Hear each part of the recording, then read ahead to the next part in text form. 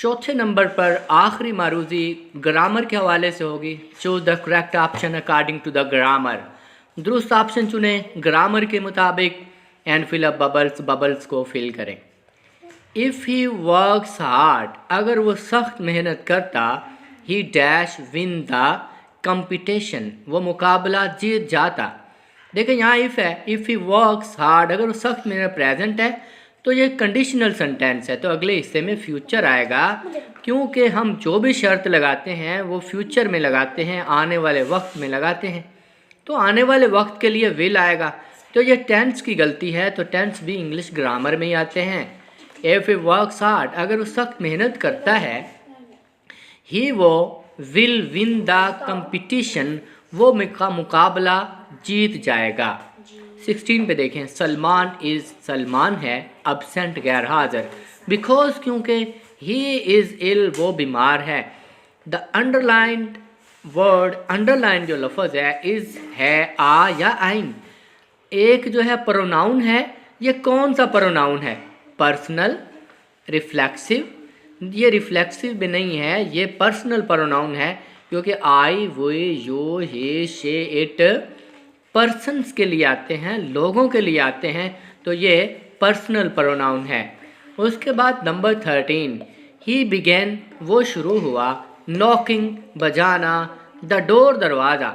ये प्रेपोजिशन आपने दुरुस्त लगानी है, प्रेपोजिशन की गलती पूरे सेंटेंस को गलत कर देती है, माना चेंज हो जाता है। ही, उसने, बिगेन, वो शुरू हुआ, नॉकिंग, खटखटाना, at the door, on the door नहीं होता, इनटू द डोर, इनटू नकलो हरकत के लिए आता है, ऑन जब कोई चीज़ टच कर रही हो, एट द डोर जब भी आप दरवाजे का जिक्र करेंगे तो एट द डोर आएगा। आपने एक और सेंटेंस पढ़ा है, who is knocking at the door, दरवाज़ा कौन खटखटा रहा है, तो एट वहाँ पे भी है।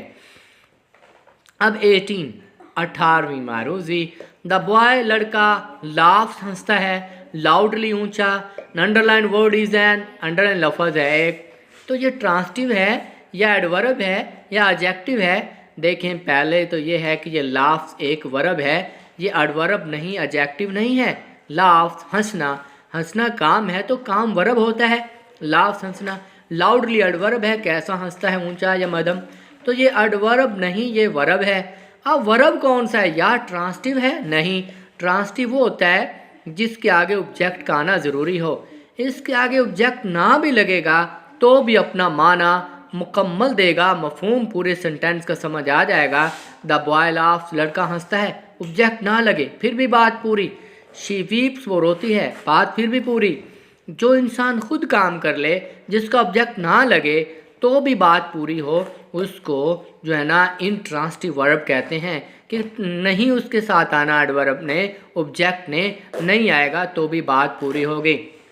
19, क्राउड, क्राउड इज़, क्राउड है एन या आ या नाउन, एक वर्बल नाउन है, मैटीरियल नाउन है, कोलेक्टिव नाउन है। देखें क्राउड हजूम, हजूम क्योंकि कोलेक्टिव नाउन है, वर्ब नहीं है, मटीरियल नाउन नहीं, कोलेक्टिव नाउन है, क्योंकि हजूम जब भी हम कहते हैं बहुत सारे लोगों को एक नाम दे देते हैं, ज़्यादा लोग हों, ज़्यादा कोई भी चीज़ें हों, तो क्राउड, हजूम, हजूम में ज़्यादा होते। तो जब भी पूरी क्लास को, जमात को कोई एक नाम दे दिया जाए तो कोलेक्टिव नाउन होता है। कोलेक्ट का मतलब भी इकट्ठा करना होता है, तो क्राउड इज़ कोलेक्टिव नाउन।